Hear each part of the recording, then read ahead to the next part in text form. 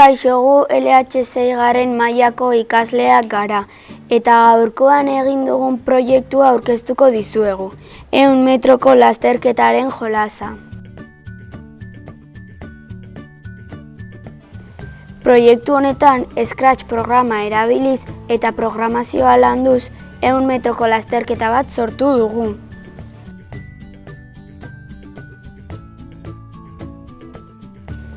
Hainbat bloke ezberdin osatuz, algoritmoak sortu ditugu, eta horiek guztiak bateratuta ondorengo jolasa sortu dugu.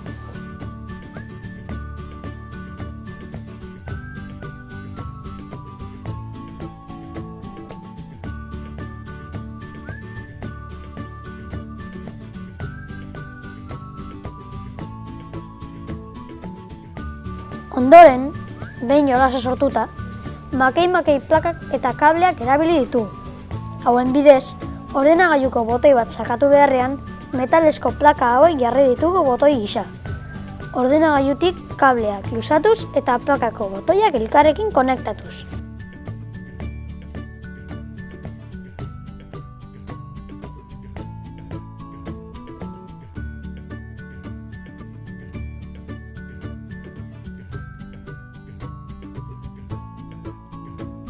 Bertan zapalduta, pertsona eta zirkuitu elektrikoa itx egiten da. Bi elementuak, hau da, pertsona eta metala eroalea izanik, zirkuitua itxita botoi bezala funtzionatzen du plakak. Eta ondorioz, bideo jolaseko pertsonaiak pauso bat aurrera ematen du. Horrela, jolasaren helburua aurkaria baino lehenago iristea da, irudietan ikusten duzuen bezala.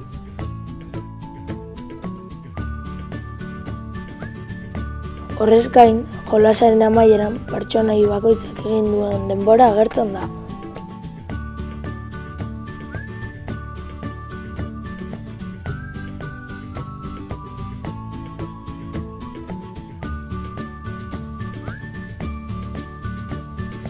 Proiektu honetan, hainbat elementu landu ditugu. Hala nola, programazioa, material eroale eta ez eroaleak, elektrizitatea eta ariketa fisikoa. Izan ere, jolasa irabazteko ahalik eta lasterketarik azkarrena egin behar da.